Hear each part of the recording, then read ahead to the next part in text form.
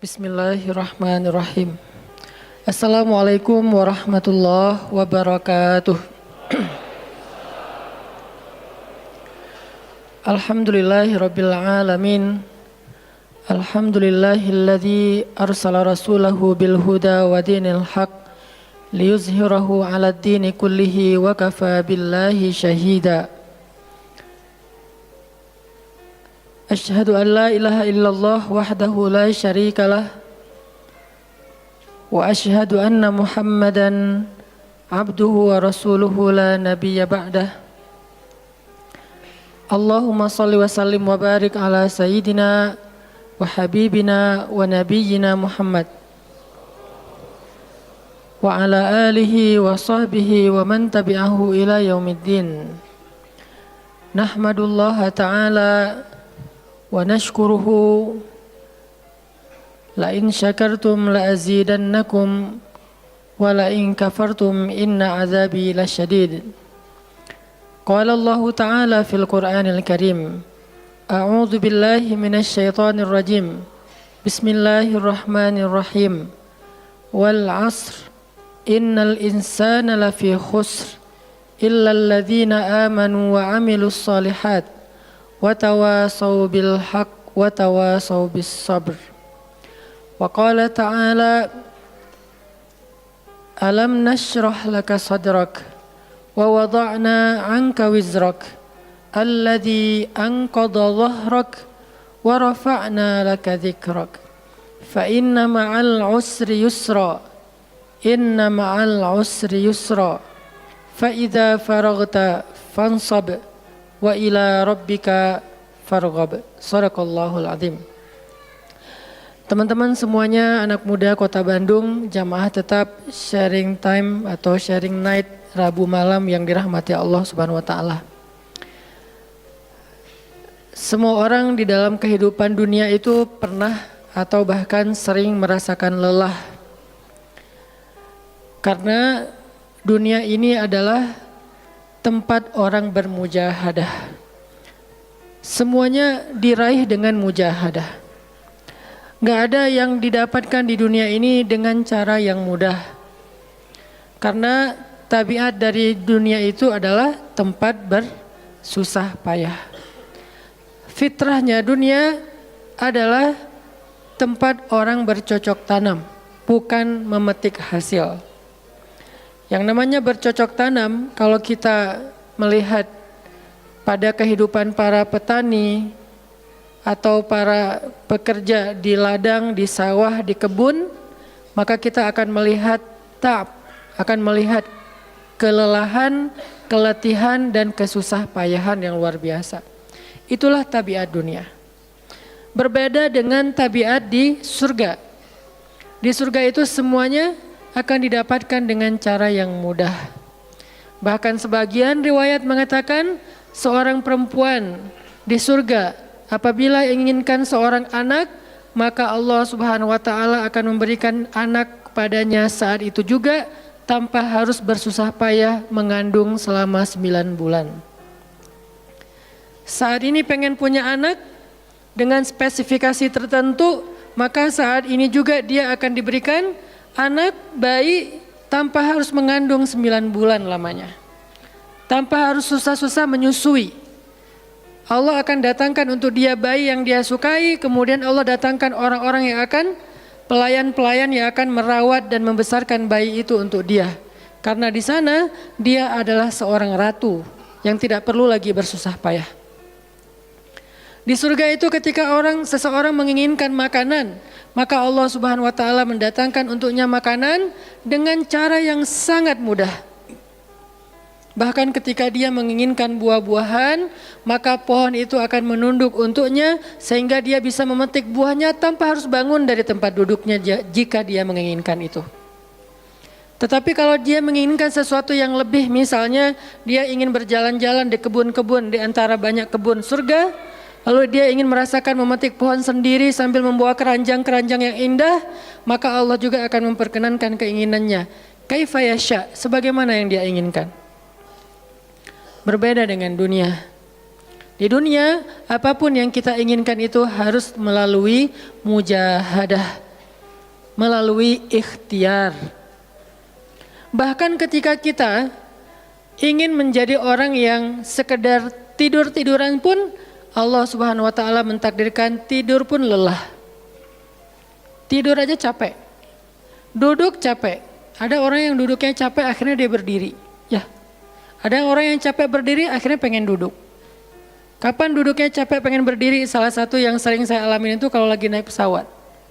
Apalagi pesawat penerbangan 9 jam, 10 jam itu pasti capek banget duduknya tuh. Sehingga kita menginginkan seandainya ada uang kita pengen duduk di kelas bisnis. Tapi karena nggak mampu membeli tiket yang 3 kali lipat lebih mahal di kelas bisnis, ya nggak apa-apa lah di kelas yang biasa ekonomi. Tapi ketika lelah 4 jam, 5 jam pesawat berjalan itu udah luar biasa lelahnya, akhirnya berdiri mondar-mandir di antara lorong pesawat. Artinya duduk aja capek. Nggak ngapa-ngapain, suruh duduk doang. Nggak seperti orang dulu yang berangkat haji atau umroh, naik kapal, lewat darat, pas sampai di laut naik kapal dengan ontanya, dengan kudanya. Orang dulu mencari ilmu itu dengan mujahadah yang luar biasa. Dengan naik onta berminggu-minggu, ini naik pesawat cuma 9 jam, capek. Yang nggak ada guncangan, biasanya guncangannya cuma pas di awal sama pas mau landing doang. Di atas udah jarang ada guncangan karena dengan ketinggian tertentu dan pesawatnya besar. Tapi itu juga capek. Naik kereta coba, dari Jawa ke Bandung misalnya. Sebutlah dari Semarang, dari Malang, dari Surabaya naik kereta 10 jam. Itu aja capek. Nggak usah jauh-jauh, Bandung Jakarta aja 3,5 jam. Itu pun capek. Atau kita naik mobil, nggak perlu nyetir. Pakai online, duduk aja di belakang atau di sebelahnya si driver, perjalanan setengah jam dari tempat kerja kita ke rumah atau dari rumah ke tempat kerja, ke kampus, ke sekolah gitu. Itu aja capek. Artinya dunia itu emang kayak gitu tabiatnya teman-teman. Tabiat dari dunia itu adalah lelah. Sehingga kalau ada orang yang menghindari capek dengan tidak ngapa-ngapain, itu hal yang agak klise dan naif. Bagaimana dia bisa menghindari lelah? Bagaimana dia bisa menghindari ta'ab? Bagaimana dia bisa menghindari bosan? Bagaimana dia bisa menghindari dalam keadaan susah payah? Sedangkan dia masih berada di sebuah tempat, bumi, dunia yang tabiatnya memang tempat bersusah payah dan lelah.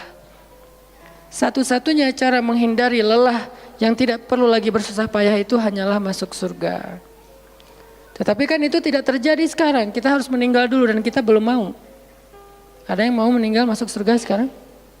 Kalau dijamin sih insya Allah ya, masalahnya nggak ada jaminan. Kalau para sahabat enak, mereka dapat jaminan. Surga Bilal, sebelum Bilal meninggal, Rasulullah udah bilang, Bima sabaktani ilal jannah ya Bilal. Dengan apa kamu mendahului aku ke surga wahai Bilal? Dengan wudu dan sholat syukur wudu. Begitu juga nanti ada sahabat lain yang dijamin masuk surga bighairi hisab wala azab. Salah satunya adalah Ukasyah. Kalau kita tidak ada jaminan apapun di akhirat kecuali berikhtiar dan bermujahadah untuk bisa mendapatkan kebaikan sebanyak mungkin di sisi Allah. Sehingga alangkah naifnya seseorang yang menghindar dari ta'ab wal ham wal gham. Dia berusaha menghindar dari lelah, menghindar dari susah payahnya kehidupan, menghindar dari beban-beban hidup. Itu nggak bisa dilakukan karena kita masih berada di dunia. Yang perlu kita sekarang coba pilih adalah kita mau lelah untuk hal yang sia-sia? Apakah kita mau lelah untuk hanya bersenda gurau? Apakah kita mau lelah hanya untuk hal yang tidak ngapa-ngapain? Atau justru lelah kita itu untuk sesuatu yang mudah-mudahan beribadah kepada Allah? Makanya disebut dengan lelahnya menjadi lillah. Karena dua-duanya lelah. Ada orang yang pergi ke masjid lelah, capek pergi ke masjid. Tapi ada juga orang yang berbuat dosa, itu juga lelah. Memangnya kalau kita beribadah lelah terus berbuat dosa nggak lelah? Banyak orang yang berbuat dosa lelah dan kita pernah merasakan kehidupan seperti itu. Sehari, 2 hari, sebulan, setahun, 2 tahun, sampai kita benar-benar merasakan lelah banget dengan dosa. Di malam hari berbuat dosa, lelah, akhirnya tidur sepanjang siang. Di siang hari berbuat dosa, lelah, akhirnya tidur sepanjang malam. Lelah sama lelahnya. Antara orang yang beribadah dengan orang yang bermaksiat itu sama lelahnya. Bedanya apa? Yang satu, lelahnya akan diganjar, dibalas oleh Allah dengan kebaikan dunia dan akhirat. Yang satu lagi, lelahnya hanya akan disudahi dengan penyesalan. Sama-sama lelah. Bedanya, lelah yang pertama mungkin baru dirasakan hasilnya setelah itu. Lelah yang kedua seolah-olah bisa langsung dirasakan kesenangannya, tetapi kesudahannya adalah penyesalan. Makanya pada malam ini kita ingin merenungkan beberapa nasihat baik dari Al-Quran maupun hadis tentang bagaimana kita menjadi orang yang setiap hari tetap lelah, tetap banyak beban, tetapi beban itu mudah-mudahan menjadikan kita mendapatkan banyak kebaikan di sisi Allah. Makanya Nabi SAW bersabda dalam hadis riwayat Bukhari dan Muslim, "An-nasu ka'ibili mi'ah, la takadu tajidu fiha rahilatan." Manusia itu seperti 100 ekor onta. Manusia ka'ibili mi'ah, seperti 100 ekor onta. Yang harganya murah 50 juta, yang hidupnya untuk disembelih pada akhirnya nahar, disembelih. Onta itu kan kalau disembelih sambil dia berdiri ya. Kalau ayam, bebek disembelih sambil dipegangin atau diangkat. Kalau kambing dan sapi dibaringkan. Kalau onta disembelih itu sambil diberdirikan. Dia berdiri langsung disembelih. Itu onta. Artinya manusia ka'ibili mi'ah. Nabi itu menggambarkan onta karena onta ini punya banyak macam. Mungkin di Arab nggak ada ayam yang bermacam-macam. Akhirnya pakai bahasanya onta. Kalau di kita mungkin ada ayam potong, ada ayam kampung, dan segala macam, ada ayam jago. Kalau bebek ada mentok, ada apa? Bebek yang biasa, macam-macam kan. Di Arab mungkin nggak terlalu banyak variannya dan nggak terlalu akrab dengan kehidupan sehari-hari mereka. Yang akrab itu kambing, kuda, keledai, onta. Akhirnya Nabi mengatakan, "An-nasu ka'ibili mi'ah." Nabi seolah-olah mengambil sebuah perumpamaan. Dan perumpamaan ini bisa kita ganti dengan culture yang berbeda di setiap negara. Tetapi perumpamaan yang paling baik itu adalah onta. An-nasu ka'ibili mi'ah. Manusia itu seperti 100 ekor onta ibil. Onta potong. Yang hidupnya hanya untuk disembelih oleh tuannya, kemudian dagingnya dimakan atau dijual. Kenapa bisa begitu murahnya? Cuma 50 juta, 40 juta dan berakhir dengan disembelih? Karena onta ini hidupnya tidak istimewa. Dia hidup hanya untuk makan, minum, tidur dan berkembang biak. Cuman itu misi dari kehidupan dia. Makan, minum, tidur, berkembang biak. Udah itu doang. Setiap hari kerjanya makan aja. Lihat hewan ternak ngapain? Merumput aja setiap hari. Nggak ada hewan ternak yang tiba-tiba dia lagi ngapain? Lagi sholat. Nggak ada. Hewan ternak misalnya lagi ngebantuin tetangga. Nggak ada. Hewan ternak lagi menjenguk yang sakit. Nggak ada. Hewan ternak yang lagi menyelesaikan hajat saudaranya. Hewan ternak yang lagi dengerin curhat. Nggak ada. Kenapa? Karena tugas misi kehidupan mereka itu cuma diciptakan untuk makan, minum, tidur, berkembang biak, udah. Ini namanya kalau diantara onta namanya ibil. Yang hidupnya itu sesederhana itu. Nggak ada yang rumit, nggak ada yang terlalu berlebihan. Dan an-nasu, manusia secara umum mirip dengan ibil. An-nasu ka'ibili mi'ah. Jadi kalau kita bandingkan dari 100 orang itu hampir semuanya seperti ibil. Misi hidupnya itu hanya untuk dirinya. Gimana caranya biar bisa makan. Gimana caranya biar bisa istirahat dengan nyenyak tidur. Gimana caranya biar punya keluarga berkembang biak, punya keturunan. Dan kemudian dengan keluarganya dia punya family time. Kapan liburan, makan di rumah, jalan segala macam. Cuman itu misi dari kehidupannya. Sehingga Nabi menyebut mereka yang misi kehidupannya hanya dirinya dan keluarganya. Ka'ibili mi'ah, seperti 100 ekor onta. Kurang istimewa. Orang yang hidupnya hanya untuk dirinya dan keluarganya itu kurang istimewa. Sehingga disebut dengan ibili mi'ah, 100 ekor onta. Tapi enggak hina, tidak rendah, tidak mungkin melenceng, sesat segala macam, enggak. Dia tetap tidak haram, tidak najis. Nabi tidak mengumpamakan manusia seperti seekor anjing, seperti seekor babi, enggak. Karena itu najis, haram dan seterusnya.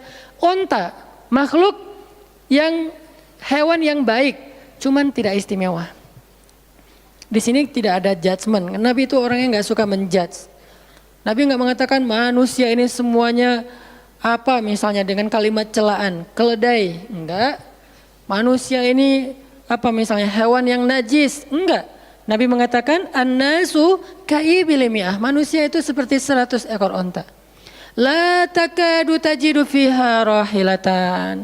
Hampir di dalam 100 ekor onta itu kamu enggak mendapati satu pun onta yang dikenal dengan nama rahilatan, rahilah.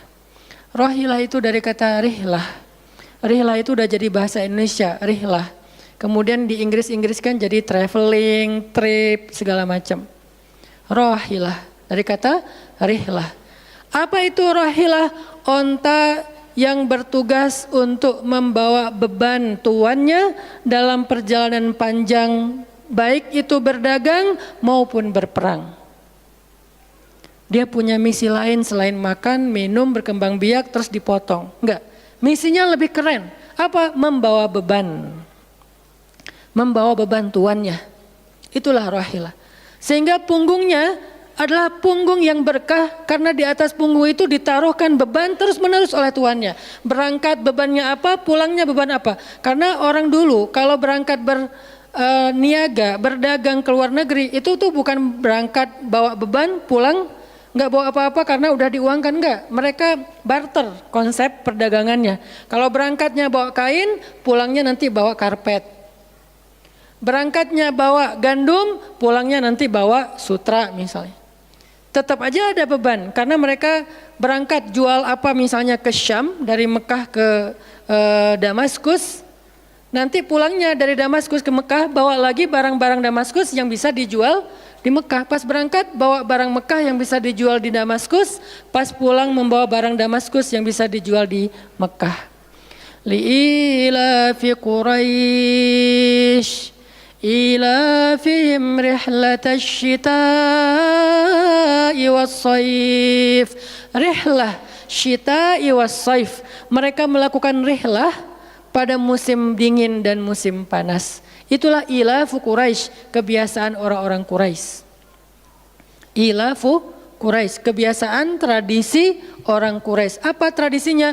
Berdagang di musim dingin dan di musim panas. Barang dagangannya beda-beda. Kalau musim dingin yang dibawa itu bahan-bahan jaket. Bahan-bahan untuk menghangatkan tubuh.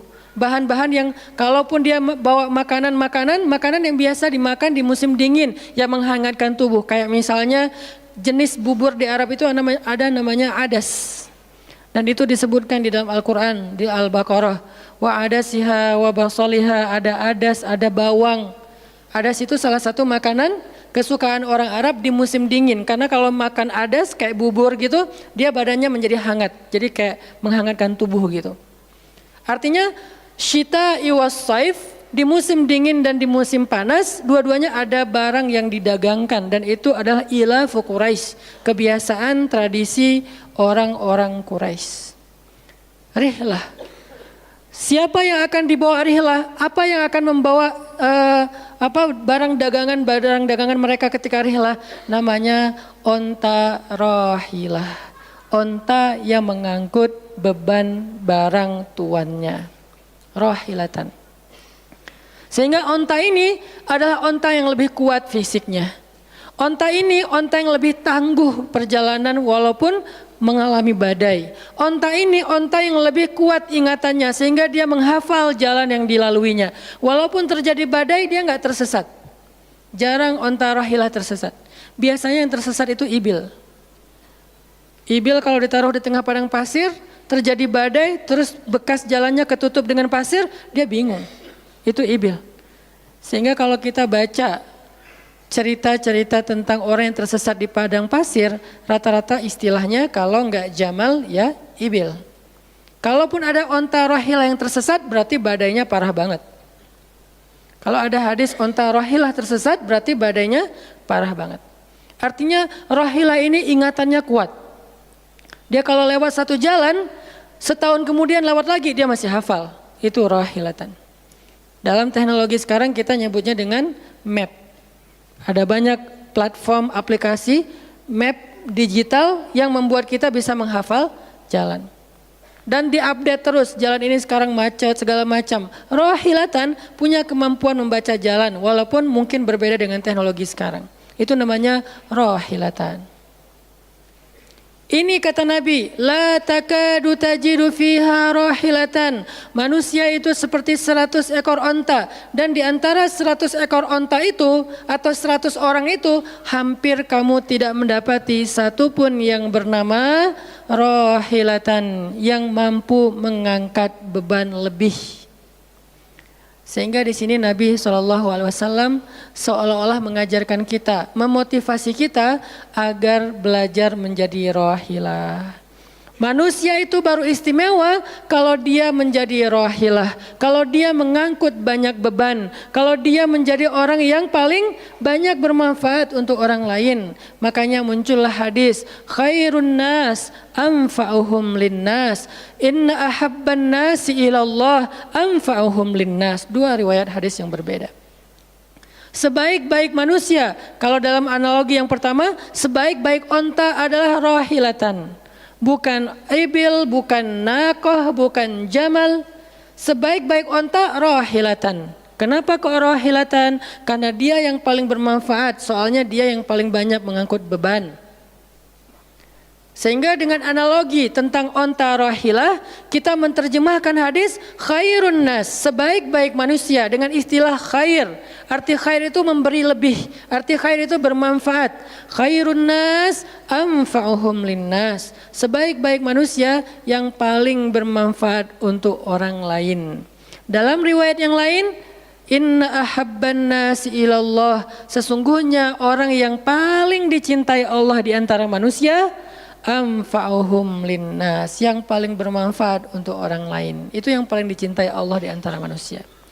Muncul lagi hadis yang mirip, inna ahabbal a'mali ilallah sururun tudkhiluhu ala qalbi muslim. Sesungguhnya perbuatan, amal soleh, aktivitas, pekerjaan yang paling disukai Allah di antara yang kita lakukan dalam kehidupan sehari-hari adalah membahagiakan hati orang lain. Ini semuanya hadis-hadis yang memiliki makna yang sama, yaitu menjadi pengangkut beban. Lelah Ustadz, lelah. Enggak ngangkut beban, lelah juga. Ngangkut beban, lelah juga. Cuman bedanya, orang yang lelah tanpa mengangkut beban, hidupnya penuh dengan keluh kesah, tidak ada yang menghargai, tidak dimuliakan, akhirnya dia ngeluh. Ada kan banyak orang yang ngeluh karena merasa dirinya nggak dihargai orang lain. Tetap aja ngeluh. Ada juga yang ngeluh karena terlalu banyak beban. Padahal dua-duanya sama-sama ngeluh, kenapa nggak memilih yang lebih baik?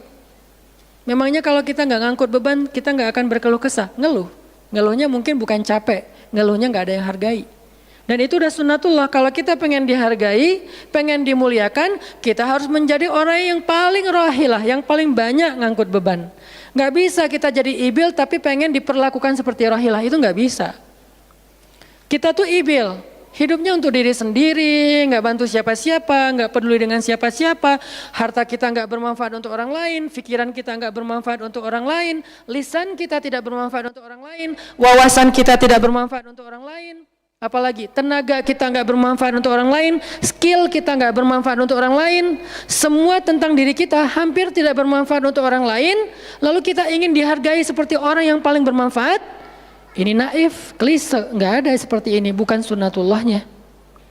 Karena seseorang itu diberi balasan sesuai dengan mujahadah. Al-jaza ala qadril masyaqqah, balasan tergantung susah payahnya dalam berikhtiar. Siapa yang mujahadahnya lebih, maka rewardnya lebih, jazanya lebih.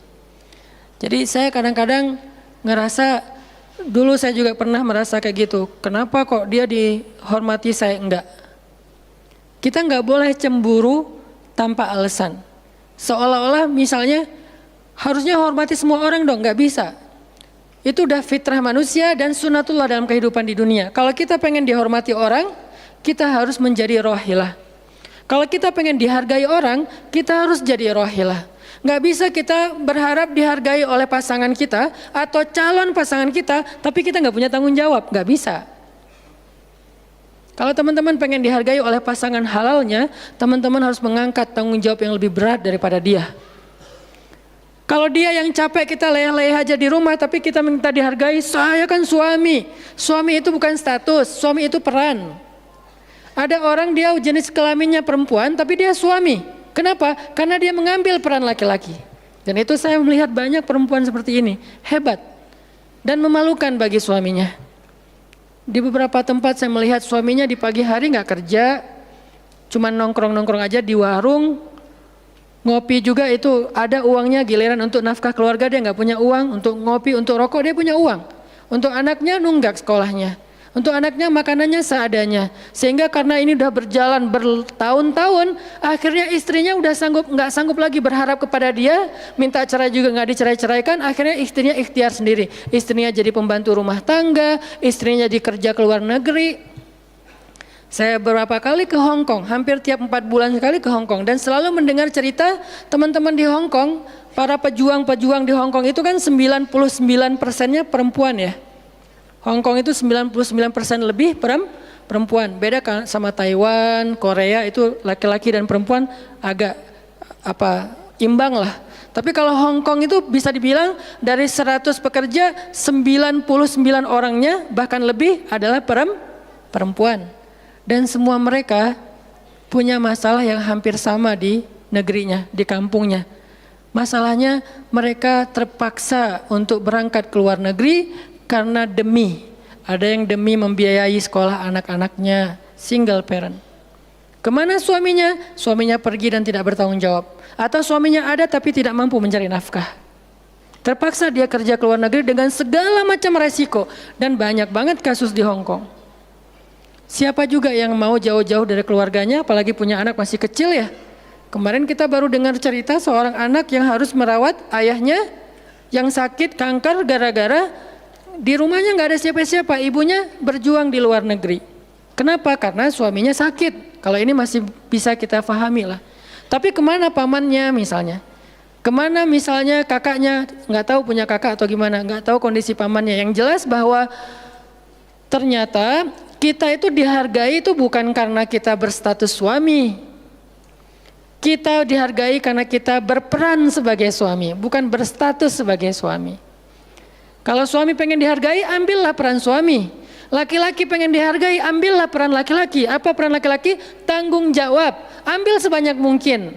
Kalau kita udah menikah, tanggung jawab kita itu kalau mau lebih, jangan cuma istri. Ambil keluarga istri untuk kita ambil tanggung jawabnya. Adiknya istri, mungkin keluarga istri kita nggak mampu. Adiknya kita sekolahin. Mertua sakit, kita biayain.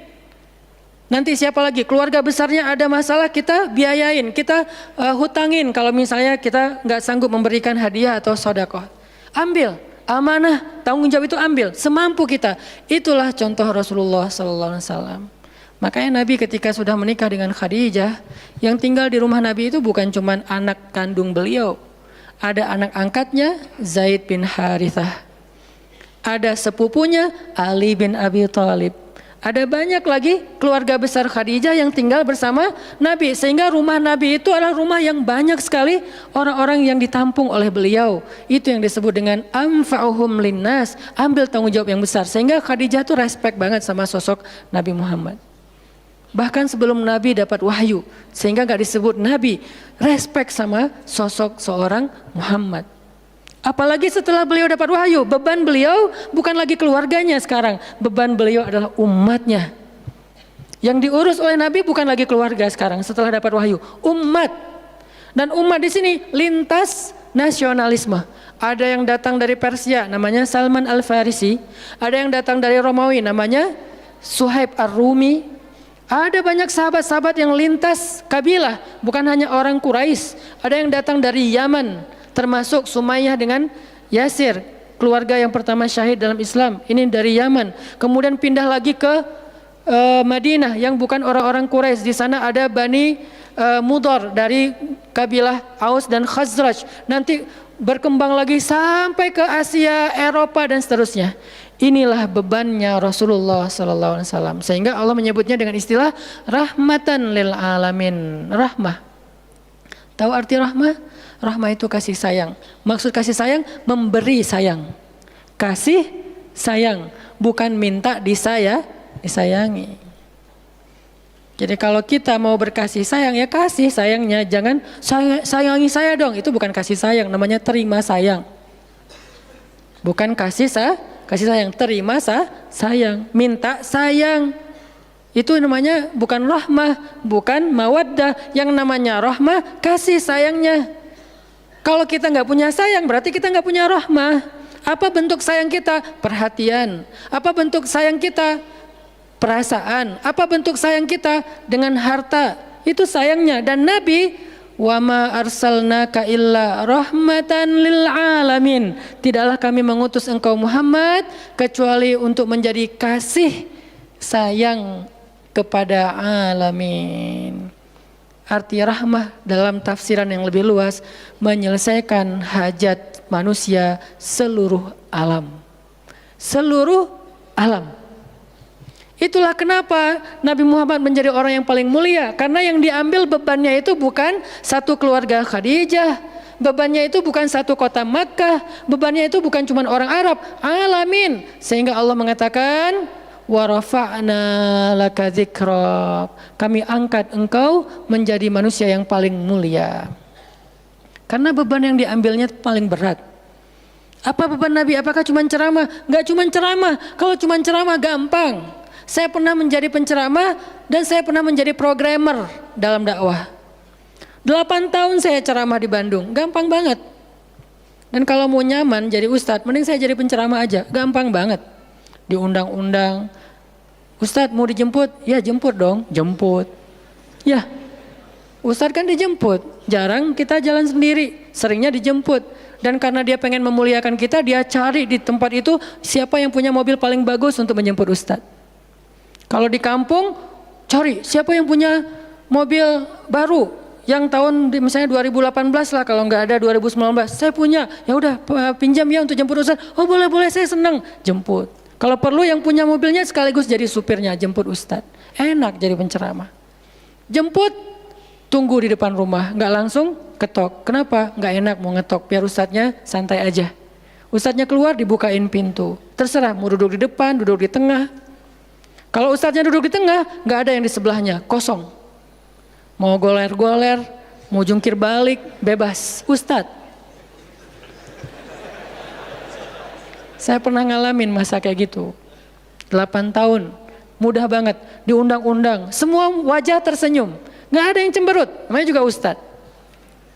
Selamat datang Ustadz, alhamdulillah bisa ketemu sama Ustadz, silakan, duduk dikasih makanan yang paling baik, dihidangkan segala macam, minuman aja 5 jenis. Sampai bingung nih mana yang mau diminum. Ustadz mau apa? Kadang-kadang beberapa teman-teman panitia yang sangat udah pro banget nanya. Ustadz itu nanya ke asisten lah atau siapa manajemen, kalau dia punya manajemen. Ustadz itu sukanya makanan apa? Disediakan makanan kesukaan Ustadz. Kalau ke Bandung Ustadz senangnya makan apa? Disediakan makanan khas Bandung kesukaannya Ustadz. Dicari dari restoran terbaik yang ada di kota itu. Ini perlakuan terhadap Ustadz. Nyaman banget kalau ceramah tuh. Ceramah berapa lama? Terserah Ustadz. Kalau lagi mood 3 jam, kalau enggak lagi mood 45 menit. Ustadz kok ceramahnya cuma sebentar? Saya lelah sekali. Oh nggak apa-apa Ustadz, istirahat ya Ustadz, sehat terus ya Ustadz, doain. Pulang dianterin, maaf dikasih amplop, transport segala macam. Kadang-kadang wah ngasihnya cukup untuk 2 bulan makan. Masya Allah enak. Kalau cuman yang disebut dengan rahmatil alamin itu cuman ceramah, itu bukan rahmatil alamin. Walaupun itu salah satu kebaikan. Tapi kemudian setelah 8 tahun saya berdakwah dengan ceramah, saya mengubah konsep dakwah saya menjadi programmer. Memprogram masjid. Al-Latif. Saya ngomong dengan Pak Iman beri saya kesempatan memprogram Al-Latif. Bikin gerakan, bikin dakwah. Bukan masjid yang memprogram, kemudian Ustadz mengisi. Itu salah. Menurut saya, Keliru kalau masjid membuat program, ustadz cuma mengisi program itu. Keliru. Ustadz yang program, masjid fasilitasi, nanti insya Allah akan berkah. Alhamdulillah Pak Iman Ketua DKM Al-Latif sepakat. Ya udah ustadz silakan, mangga, dikasih waktu 2 tahun. Kalau nggak ada perubahan diambil alih. Dalam 2 tahun kita coba program dari awal. Bikin gerakan anak muda, pemuda hijrah lahir waktu itu. Mulai programming, gimana caranya biar masjid rame. Dari yang cuma 20 orang kajian setiap Rabu malam, dari dulu udah Rabu malam. Yang hadir berapa orang? 20 orang. Kalau Persib lagi main, libur. Semua pada nonton. Malah sering lagi libur. Kadang-kadang Persib nggak main. Terus yang main siapa? Yang main Piala Eropa kah, Piala Champion kah, Liga Eropa, Piala Dunia, libur. Akhirnya berkembang pelan-pelan jadi setengah masjid, satu masjid, membludak keluar masjid sampai ke Jalan Cendana. Akhirnya pindahlah ke masjid ini. Kenapa? Karena udah nggak nampung, nggak enak juga dengan tetangga karena parkirnya kemana-mana. Kan kita pindah ke sini karena Al-Latif nggak nampung. Nah, ketika dakwah berubah menjadi programmer, bebannya beda. Udah nggak kayak dulu, enggak, beda. Pergi taklim, pergi sendiri. Bahkan berkorban dengan harta sendiri, bareng-bareng dengan teman-teman, semuanya lelah. Kita meeting sampai tengah malam. Emangnya gampang membuat tren hijrah? Nggak mudah teman-teman. Kita harus meeting, mikirin. Sekarang tambah lagi beban yang lain, Barisan Bangun Negeri. Para ustadz berkumpul, bikin gerakan bersama. Kita bikin Barisan Bangun Negeri. Dikasih amanah untuk jadi amirnya, mikirin apa yang harus kita lakukan. Program pertama saya bilang less waste. Isu lingkungan. Kenapa? Kita pengen jadiin masjid sebagai 911. Tapi pelan-pelan, nggak bisa langsung. 911 ini nanti kalau ada masalah di masyarakat, tetangga masjid yang ditelepon masjid. Anak saya sakit, telepon masjid. Ada yang meninggal, telepon masjid. Ada yang pingsan, telepon masjid. Ada yang baru diputusin, telepon masjid. Sampah ini udah darurat. Bandung ini hanya batas deadline penanganan sampah kita kalau kata Pemkot itu sampai 2023. Kalau kita nggak punya alternatif, ini akan jadi masalah besar. Jakarta, saya kemarin ke Jakarta sampai 2022, lebih cepat sedikit daripada Bandung. Artinya mereka hanya bisa menampung sampah sampai 2022. Sisanya kalau nggak ada solusi alternatif, maka akan terjadi masalah besar, tumpuk sampah di depan rumah masing-masing selama nggak usah sebulan, seminggu aja gimana rasanya? Nggak ada yang ngambil sampah di depan rumah kita, seminggu aja. Petugas sampah nggak ngambil sampah di depan kos-kosan, di depan rumah. Sehari telat aja itu udah nggak enak, apalagi seminggu, sebulan, setahun, jadi gimana? 2022, kota-kota besar rata-rata terancam dengan bom waktunya sampah. Kita angkat less waste supaya masjid menjadi salah satu media komunikasi antara Pemprov, Pemkot, pemerintah kepada publik. Kenapa? Soalnya trust publik kepada masjid itu bagus. RT RW bikin program pungut sampah edukasi dan campaign tentang sampah, yang datang sedikit. Kalau RT RW bikin program hari Minggu yuk kita bikin gerakan pungut sampah, sedikit yang datang. Tapi masjid bikin taklim, yang datang ribuan, apalagi 2-3 tahun terakhir alhamdulillah luar biasa. Sehingga masjid punya potensi untuk mengkomunikasikan masalah ini kepada publik. Saya ajaklah teman-teman, yuk kita bikin isu sampah dimulai dari masjid. Jalan 2 Bandung, Bintaro udah jalan. Next mau kita jalankan di Jogja, di Malang dan di Pontianak. Seluruh masjid di Indonesia. Programming, mikir, harus ketemu dengan beberapa orang, dan habis waktu saya dalam beberapa tahun terakhir bukan untuk dakwah tablik, makanya udah jarang ceramah. Teman-teman kalau ngelihat ceramah Hanan Attaqi di Bandung cuma sekali seminggu, itu juga kalau nggak libur ya. Kajian Rabu malam. Ustaz Hanan selain Rabu malam ngapain sih? Ustaz kosong nggak? Kosong, saya bilang. Kenapa nggak mau ngisi jadwal?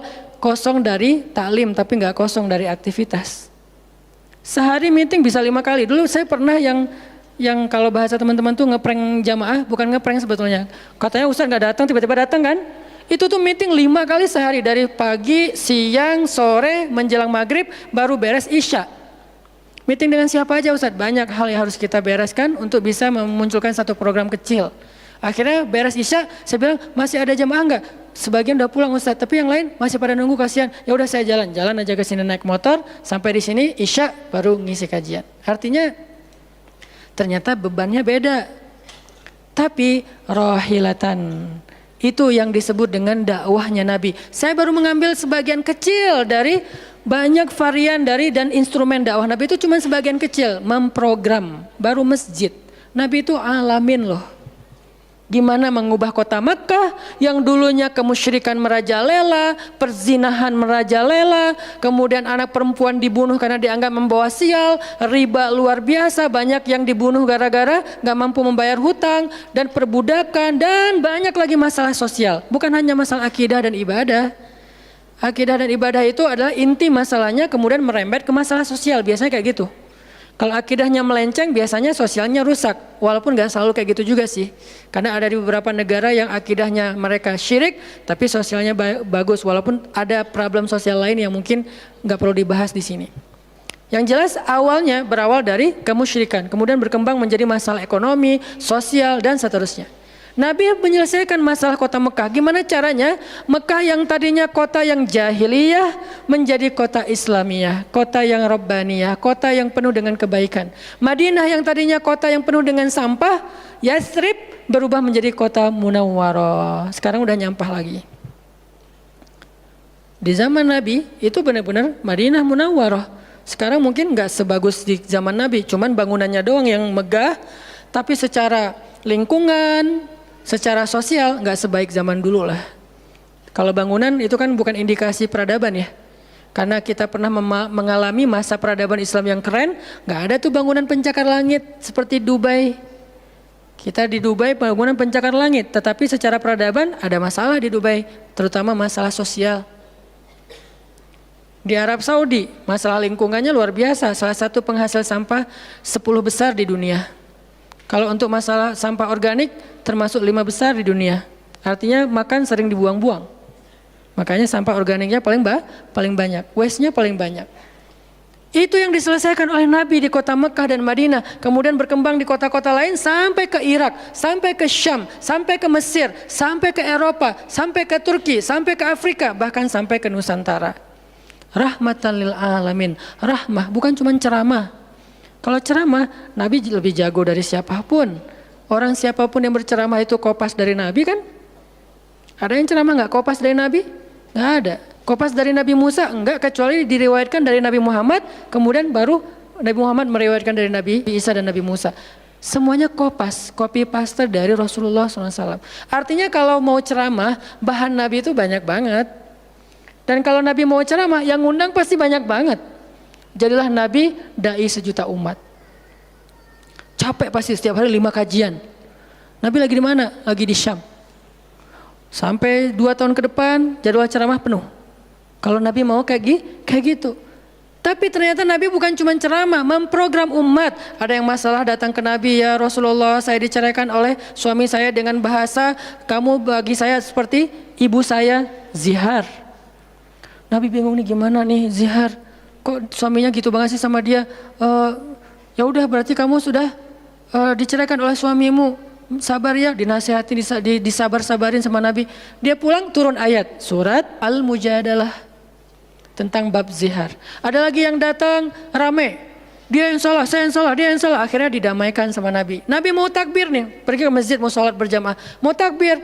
Ya Rasulullah, di Bani Salamah ada masalah, mereka hampir berperang, nggak jadi takbir, pergi ke Bani Salamah menyelesaikan hajat mereka. Datang-datang jamaah udah sholat, Nabi sholat yang jamaah yang kedua.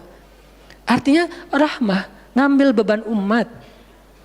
Belum lagi nanti beban umat yang tertindas di antara Bani Israel, di luar negeri, di Yaman, di Syam. Yang Nabi mengutus para sahabat untuk menyelesaikan hajat-hajat mereka. Makanya Nabi mengatakan, siapa yang datang kepada saudaranya untuk menghilangkan masalahnya, maka Allah akan menghilangkan masalah orang ini nanti di akhirat. Makanya beban Nabi itu berat banget teman-teman. Kalau kita baca sirah Nabi, luar biasa, Nabi itu lelah banget. Sampai para sahabat meriwayatkan Nabi itu dulu sebelum dapat wahyu, beliau seger gitu. Setelah dapat wahyu tetap ganteng, tetap keren, karena memang aslinya udah dari sononya keren ya. Cuman udah ada guratan lelahnya tuh terasa di wajah beliau. Lelah banget. Sampai Nabi itu pernah sampai Allah bilang gini, فَلَعَلَّكَ بَاخِعٌ نَفْسَكَ عَلَىٰ آثَارِهِمْ. Hampir saja engkau mencelakai dirimu gara-gara mereka. Apa maksudnya? Kok Nabi hampir mencelakai dirinya gara-gara mereka, itu maksudnya apa? Saking terbebannya Nabi dengan kondisi umat, hampir-hampir Nabi itu sakit keras, hampir-hampir Nabi itu binasa, celaka, meninggal demi mikirin nasib umat. Kayak gitu banget coba. Itu namanya rohilatan. Kita belum sanggup untuk memikul beban umat sedunia. Makanya minimal kalau kita nggak ngambil beban umat sedunia dengan tangan kita, minimal dengan pikiran kita aja. Kita mikir nggak sih nasib Palestina? Atau kita masih nganggap bahwa itu beda negara? Kalau beda negara oke. Apakah kita memikirkan mereka karena kemanusiaan? Masa kita mau bilang mereka bukan manusia? Kan sama-sama manusia. Harusnya kita merasakan apa yang dia rasakan karena kita sama-sama manusia, punya perasaan yang sama. Kalau kehilangan akan sedih, kalau melihat kezoliman juga enggak akan kuat, kalau dizolimi juga akan sakit. Kita mikir enggak tentang Palestina? Kita mikir enggak nasib Suriah? Kita mikir enggak nasib Rohingya? Kita mikir enggak nasib Yaman? Apakah gara-gara kita mikir tentang mereka lantas kita jadi radikal dan teroris? Sejak kapan kita memikirkan nasib orang yang tertindas tiba-tiba jadi radikal? Apakah orang yang tidak memikirkan orang lain hanya dirinya sendiri berarti orang yang baik? Justru makin banyak kita mikirin nasib mereka, kita makin rohilatan walaupun belum sanggup menyelesaikan hajat mereka, mikir doang. Dengan kita lihat postingan yang terakhir di Idlib, bagaimana anak bayi kehilangan kakinya gara-gara kena bom dari tentara Rusia. Kita belum sanggup ngasih solusi sebagai pribadi maupun sebagai bangsa, belum sanggup. Pertama jaraknya jauh, kedua memang kita juga belum punya kemampuan untuk itu. Tapi kita berharap suatu saat Indonesia ini harus sanggup menyelesaikan masalah dunia. Kenapa? Kita ini punya potensi peradaban, bangsa yang besar. Masa kita mau jadi kerdil terus ngikutin bangsa lain? Kita ini bangsa besar, umat Islam terbesar di dunia. Dan orang Indonesia itu pinter-pinter, profesornya banyak, saintisnya banyak, orang kayanya banyak, keren Indonesia nih. Kenapa Indonesia yang keren kayak gini cuma ngurus diri sendiri aja nggak bisa? Harusnya ngurus dunia bukan ngurus diri sendiri. Itulah Islam yang sebenarnya. Kita ngurus Rohingya, gimana caranya Rohingya punya tempat tinggal? Kita urus Suriah, kita urus Palestina. Lalu apakah kita memikirkan tetangga kita? Teman-teman lihat deh, salah satu yang mungkin proyek kecil lah. Ini yang karena yang saya tahu, karena istri sendiri yang ngerjain. Lihat rumah teduh Sahabat Iin. Setiap harinya ada yang meninggal dengan kanker ovarium yang gede banget, ada yang kanker yang dulu yang saya bawa Ustaz Abdul Somad keliling di Bandung tuh, seorang anak muda yang udah meninggal, seminggu setelah Ustaz Abdul Somad mengunjungi dia, Rian namanya, meninggal dunia. Alhamdulillah dia sempat ketemu dengan Ustaz Abdul Somad, sempat dinasehati, mudah-mudahan di akhir hayatnya dia setelah dapat nasihat dari UAS, dia jadi sabar, jadi balik lagi ke Allah sehingga husnul khotimah. Datang kita ketemu dengan Rian, habis ininya. Gara-gara apa? Gara-gara pernah kecelakaan di laut, terus jadi kayak kanker kulit, luar biasa. Itu parah banget. Dan itu enggak satu kasus, banyak. Di Jawa Barat aja udah banyak banget, apalagi Indonesia. Apakah kita mau mengambil beban itu? Atau kita bahkan melihat juga enggak mau, karena ngerasa enggak kuat, enggak berani. Terus kapan kita kuatnya? Kalau kita enggak kuat, namanya bukan rohilah. Yang namanya rohilah itu harus kuat. Dikuat-kuatin kalaupun enggak kuat. Sudah seberat apa beban yang kita ambil selain, dan itu nggak bisa bahasanya diambil sebagian dibuang sebagian yang lain, enggak. Minimal kalau yang di dekat kita mengambil bebannya sampai menyelesaikan hajatnya dengan harta, mungkin dengan skill, dengan network, dengan minimal dengan sosial media kita repost, ya ada yang bisa bantu ini enggak. Kalau yang di luar negeri karena kita nggak sanggup menyelesaikan, minimal dengan pikiran dan doa. Kasihan ya mereka, doain terus karena doa kita itu ngaruh. Jangan berpikir mendoakan mereka itu nggak ngaruh itu. Mempercepat datangnya pertolongan Allah. Minimal dengan doa kita, Allah kuatkan hati mereka. Minimal. Dengan doa kita, Allah kuatkan hati saudara kita di Yaman, di yang kelaparan, di Syam, di Palestina, di Rohingya, di Turkistan, yang masih dalam campnya orang-orang komunis. Minimal doa kita menguatkan hati mereka. Kan berarti membantu. Ada orang yang ketika dapat musibah, kita datang nggak bisa ngasih solusi, tapi begitu kita nasihati lalu kita doakan, itu udah membantu dia, minimal hatinya jadi lapang. Kemudian kita doakan, dia merasa diperhatikan. Bukankah itu sebuah bantuan? Dan itu rahilah. Semuanya aja yang di luar negeri kita pikirkan, apalagi yang di dalam negeri, semampu kita. Makanya nama barisan kita tuh Barisan Bangun Negeri. Kalau ditanya, apa Ustadz tujuan bikin gerakan Barisan Bangun Negeri? Ya bangun negeri. Masa masih ditanya ya? Karena masih ada yang nanya, ngapain sih tuh ustadz-ustadz ngumpul mau bangun negeri? Itu udah jelas dari namanya juga. Terus santrinya ngapain? Namanya Santri Bangun Negeri. Ustadznya Barisan Bangun Negeri, ada 2 nama. Para guru, saya pelan-pelan pengen ngumpulin para guru-guru yang seleting. Supaya kita barengan, ngumpulin pelan-pelan. Namanya Barisan Bangun Negeri. Nanti teman-teman yang ngikutin para guru, para santri, namanya Santri Bangun Negeri. Jadi kalau ditanya mau ngapain, mau bangun negeri. Programnya apa? Pertama, program isu lingkungan. Nanti naik lagi isu sosial, naik lagi isu healthcare, kemanusiaan, kesehatan, dan seterusnya. Kan itu tugas pemerintah, kita nggak mau menyalahkan siapapun, udah capek berdebat. Tugas kita sekarang siapa yang pengen jadi rohilah. Itu yang dilakukan para guru kita sekarang teman-teman di Barisan Bangun Negeri. Mikir, kemarin saya 40 jam nggak tidur. Dari Bandung ke Jogja, di Jogja ada acara, udah beres acara, kita ada meeting yang penting banget, yang bikin saya sesak sampai sekarang. Itu ada diskusi yang saya tidak bisa sampaikan ke publik. Itu diskusi dari jam 11 malam sampai jam setengah 4 subuh. Kenapa diskusinya sampai malam Ustaz? Karena besok kita semuanya udah pada bubar.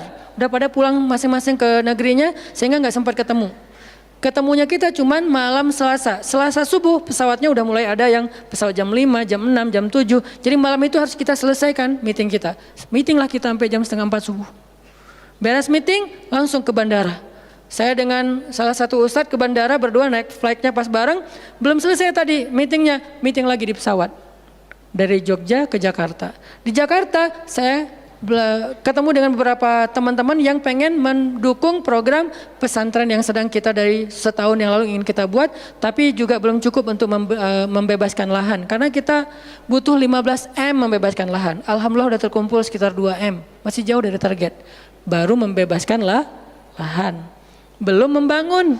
Akhirnya bahasa istri saya ngamen di Jakarta dari pagi, siang, sore, malam. Malam pulang. Di kereta juga diskusi lagi sama istri karena ada beberapa program yang harus kita bereskan. Sampai rumah jam 12 malam. Jadi 1 hari setengah. Hampir 2 kali 24 jam baru istirahat. Itu kalau programming. Beda dengan ceramah. Diundang ke Jogja. Ustadz ceramahnya di Jogja, oke jam berapa? Isya, ya udah saya datangnya maghrib. Terbang jam 5, sampai di sana maghrib. Ceramah, beres ceramah, saya tidur. Gampang kan? Beres ceramah jam 11 malam, balik ke hotel. Dipesankan hotel sama panitia. Hotelnya mau yang gimana Ustadz? Terserah, yang dekat-dekat aja biar nggak capek di jalan. Oh ya Ustadz, dikasih hotel biasanya yang enak, yang deluxe.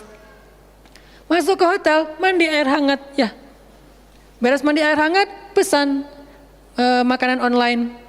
Karena tadi belum makan, misalnya kalau telat makan juga, pesan datang ke kamar. Kadang-kadang saya cuma pesan 1 jenis, mereka pesan 3 jenis. Saya belum makan, lapar, boleh nggak pesan sate? Oh boleh Ustaz. Datang sate, datang mie godok, datang apa, banyak. Semuanya ditaruh di depan kamar. Ustadz, ini udah ada makanannya. Masya Allah makanannya banyak gini. Kalau cuma ceramah, habis makan jam 12, tidur. Bangun sholat subuh, beres subuh, olahraga. Ya, karena di hotel, treadmill. Beres treadmill, berenang. Beres berenang, breakfast. Beres breakfast, terbang ke Bandung. Kan enak ya? Kalau cuman ceramah. Jadi kerjanya cuman 1,5 jam pas ceramah. Itu juga santai. Namanya juga ceramah gampang. Tapi kalau programming, buat program, kayak tadi ceritanya, meeting, gak beres-beres. Sampai enak dengan meeting. Kopi entah berapa gelas. Ada yang digulaan, ada yang nggak digulaan. Ada yang pakai susu, ada yang nggak pakai susu. Sampai diistilahkan yang nggak pakai susu kopi akhi, yang pakai susu kopi ukhti.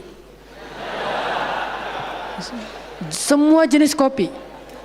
Artinya rohilatan. Ternyata memang benar kata Nabi, manusia itu seperti 100 onta, sedikit yang rohilatan. Makanya sekarang kita mau milih mau jadi rohilatan atau mau jadi 100 onta. Dimulai dari hal yang kecil. Saya ngajak teman-teman, yuk kita jadi rohilah, kita angkat beban negeri kita, beban bangsa kita. Saya pengen banget masjid itu jadi kayak rumah teduh.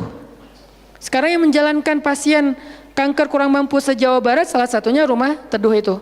yang sekarang ada 15 rumah dengan sekitar 300 pasien. Yang setiap kali operasi itu 40 juta. Karena kalau pakai BPJS antrinya setahun. Sehingga harus pakai jalur normal. Dan beberapa di antara mereka belum sanggup untuk membayar cicilan BPJS sehingga nunggak nggak bisa pakai. Kita selesaikan. Harusnya itu dilakukannya oleh masjid. Kenapa? Karena potensi zakat, infak, sedekah, kenceleng masjid gede. Jangan cuma dipakai buat renov. Jangan cuma dipakai buat pengumuman hari Jumat. Kenceleng minggu ini 300 juta. 300 juta di sebelah masjid ada orang lapar. Berarti ngapain 300 juta teh? Harusnya 300 juta itu kenceleng minggu ini. Harusnya 300 juta. Tapi tinggal 10 juta. Kenapa? Beban umat diangkat semua sama masjid. Itu cita-cita kita, pengennya masjid itu menjadi, makanya ada hashtag masjid peradaban. Apa masjid peradaban? Masjid rohilah, masjid yang mengangkat beban umat, bukan cuma membuat program jihad, pengajian hari Ahad. Udah lewat lah masa kayak gitu-gitu, udah nggak keren.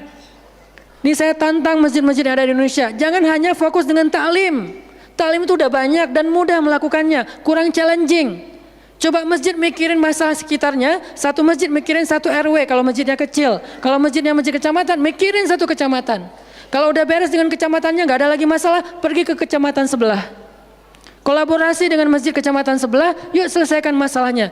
Bisa banget kalau masjid mau. Tapi serahkan programnya ke ustadz yang ngerti harokah, yang ngerti pergerakan. Dan sekarang udah banyak ustadz yang ngerti pergerakan. Baru kita akan melihat Indonesia yang luar biasa. Terus apa yang bisa kami lakukan Ustadz? Yuk bareng-bareng dengan saya, dengan pemuda hijrah, dengan para guru barisan bangun negeri, kita bangun deh Indonesia semampu kita. Dengan apa? Dengan skill kita masing-masing. Dengan potensi kita masing-masing. Ada yang punya harta dengan hartanya. Ada yang punya kemampuan skillnya dengan skillnya. Saya udah berkali-kali menjelaskan, skill itu untuk dakwah penting, bukan hanya penceramah. Nah, mau nggak nih teman-teman? Yuk kita bangun Indonesia. Sekarang kita mikirin apa yang bisa kita lakukan untuk Indonesia, masing-masing dengan potensi kita. Karena kita anak masjid, anak masjid. Karena kita banyak sering ke masjid, ya udah kita bangun Indonesia dengan cara masjid. Dan ternyata cara masjid itu bukan cuma Allahu Akbar dan Subhanallah, salam, enggak. Yang dibicarain di masjid itu bukan cuma juz-juz Al-Quran, tapi masalah umat. Karena Nabi membicarakan masalah umat itu di Masjid Nabawi. Yang kita pengen ke sana, berharap banget bisa umroh. Apakah di Masjid Nabawi itu cuma ada raudhah kemudian orang berdoa egois banget pengen masuk surga sendiri? Enggak. Di raudhah itu Nabi dengan Jibril bicara tentang umat. Gimana caranya umat ini selesai masalah mereka. Sampai ke penjuru dunia. Yang terjajah dibebaskan dari penjajahan, yang terzolimi dibebaskan dari kezoliman. Itu namanya rahilah. Saya yakin di sini banyak potensi dan skill yang keren-keren. Coba berikan skillnya untuk dakwah, dedikasikan skillnya untuk agama. Yang kalau kita dedikasikan untuk agama, insya Allah untuk bangsa dan negara udah pasti. Karena agama kita itu bukan agama ritual. Agama kita ini adalah agama kehidupan. Sehingga yang ada di dalamnya bukan cuma bab sholat, tetapi juga bab orang sakit. Dan kita tahu banyak hadis tentang itu, bab lingkungan, dan kita mulai tahu hadis-hadis tentang itu. Yuk kita dedikasikan skill kita, potensi kita, harta kita untuk agama Allah, kita angkat beban umat bareng-bareng. Karena kalau saya ngangkat sendiri, saya paling-paling ngangkat sanggupnya itu 100 kilo, itu juga udah ngos-ngosan. Tapi kalau kita ngangkat bareng-bareng, bisa bertonton beban umat kita angkat. Mudah-mudahan dari kajian mager ini, mudah-mudahan kelak kita bisa menjadi orang yang mudah bergerak, sanggup bergerak, dan geraknya bersama-sama. Barakallahu fikum, billahi taufiq wal hidayah. Allahumma inna nas'aluka ridhaka wal jannah wa na'udzubika min sakhatika wan nar. Allahumma a'inna ala dzikrika wa syukrika wa husna ibadatik. Rabbana habbib ilainal iman wa zayyinhu fi qulubina wa karrih ilainal kufra wal fusuqa wal isyan waj'alna minar rasyidin.